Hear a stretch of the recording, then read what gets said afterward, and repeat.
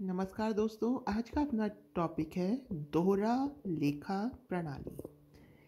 देखिए, इस प्रणाली के तहत प्रत्येक लेन देन दो खातों को प्रभावित करता है। ठीक है दोस्तों, तो दोहरा लेखा प्रणाली में प्रत्येक लेन देन दो खातों को प्रभावित करता है। एक खाता लाभ प्राप्त करता है तथा दूसरा खाता उसी लाभ का समर्पण करता है। मतलब एक खाते में तो लाभ प्राप्त होता है और दूसरा खाता उसी लाभ का समर्पण करता है।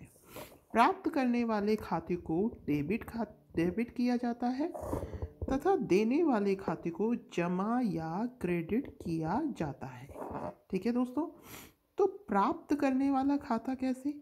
जैसे कि हमने कोई भी सामान प्राप्त किया, ठीक है, तो उसको प्राप्त करने के लिए हमने कुछ अमाउंट दिया, तो प्राप्त करने वाले खाते को तो क्या कहते हैं, डेबिट किया जाता है, और देने वाले खाते को जमा या क्रेडिट किया जाता है। ठीक है दोस्तों, अब बात करते हैं लेखांकन के नियम। तो लेखांकन के नियम है जैसे कि व्यक्तिगत खाते, वस्तुगत खाते और अव्यक्तिगत खाते। तो हम बात करते हैं व्यक्तिगत खातों की। तो व्यक्तिगत खातों की बात करें तो जैसे कि व्यक्ति, संस्था, बैंक से संबंधित। ठीक है, व्यक्तिगत खाते जैसे किसी व्यक्ति के, संस्था के या बैंक से संबंधित जो भी खाते होते हैं, ये व्यक्तिगत खाते कहलाते हैं। जैसे नमन का खाता, सागर प्राइवेट लिमिटेड कंपनी का खाता, ये सब क्या है दोस्तों, व्यक्तिगत खाते हैं। आगे है वस्तुगत खाता। वस्तुगत खाते क्या होते हैं? वास्तविक खाते होते हैं। ये वे खाते होते हैं, वस्तुओं से संबंधित खाते होते हैं जिन्हें छुआ जा सकता है।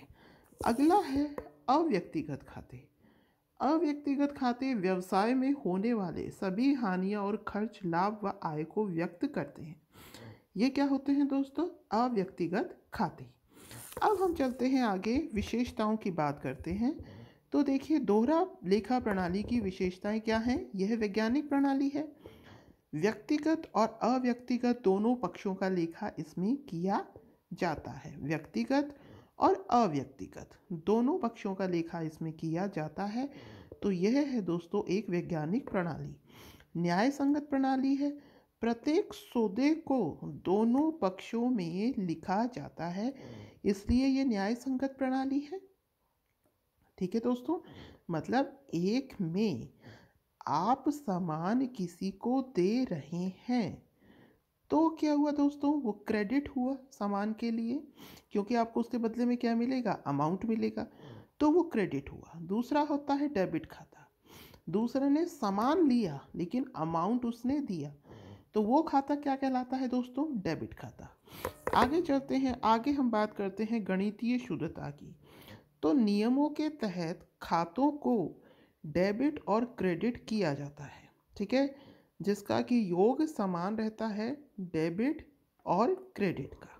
ठीक है दोस्तों, दोनों का योग क्या होता है, समान होता है। जितना डेबिट किया आपने एक तरफ, उतना ही क्या किया, क्रेडिट किया। तलपट तैयार करना। प्रत्येक व्यवहार को दो पक्षों में लिखने से तलपट तैयार करने में आसानी रहती है। हमने प्रत्येक व्यवहार को किस में लिखा, डेबिट में लिखा, दूसरी तरफ क्रेडिट में लिखा। तो प्रत्येक व्यवहार को दो पक्षों में लिखने से तलपट तैयार करने में आसानी रहती है। ठीक है दोस्तों, अब हम आगे बात करते हैं लाभ और गुण की। तो दोहरा लेखा प्रणाली के लाभ या गुण की बात करते हैं। तो संपूर्ण विवरण, प्रत्येक व्यवहार का संपूर्ण ज्ञान प्राप्त किया जा सकता है। तो मतलब आपने कोई भी सामान की खरीद बिक्री करी तो आप उसकी जो पूरी इन्फॉर्मेशन है वो प्राप्त कर सकते हैं। तो संपूर्ण विवरण प्राप्त होता है आपको दोहरा लेखा प्रणाली से।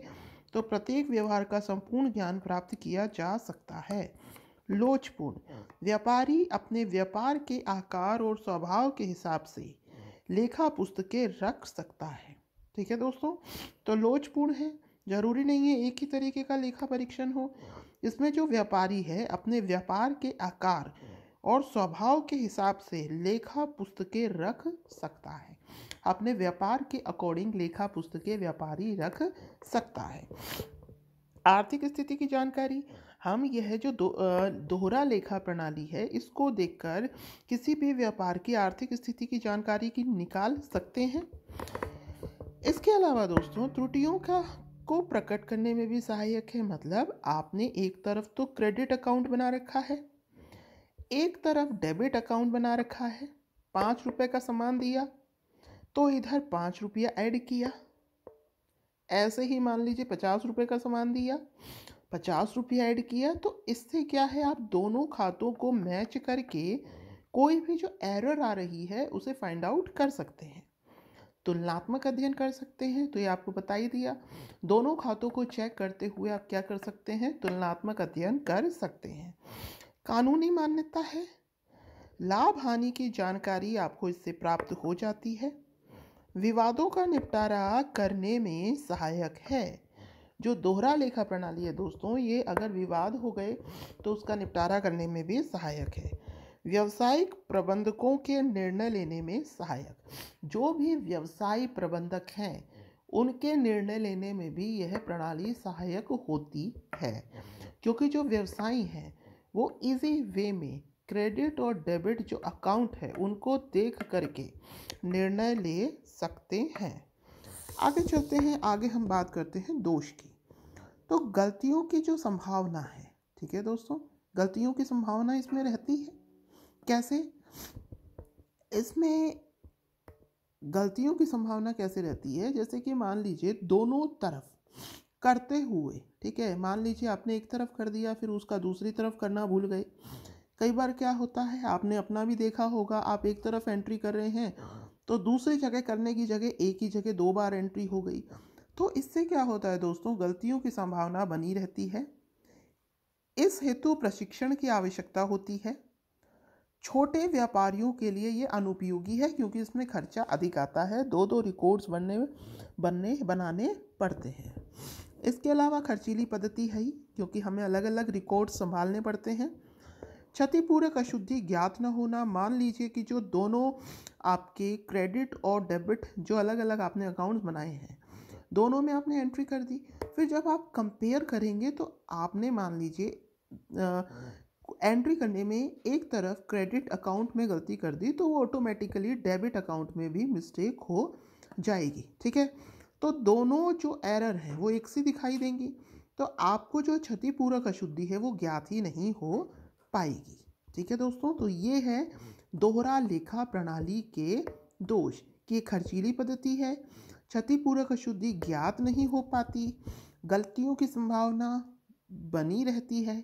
इसको करने के लिए प्रशिक्षण की आवश्यकता होती है और छोटे व्यापारियों के लिए यह अनुपयोगी होती है। लाभ और गुण बताए थे, संपूर्ण विवरण, प्रत्येक व्यवहार का संपूर्ण ज्ञान प्राप्त किया जा सकता है।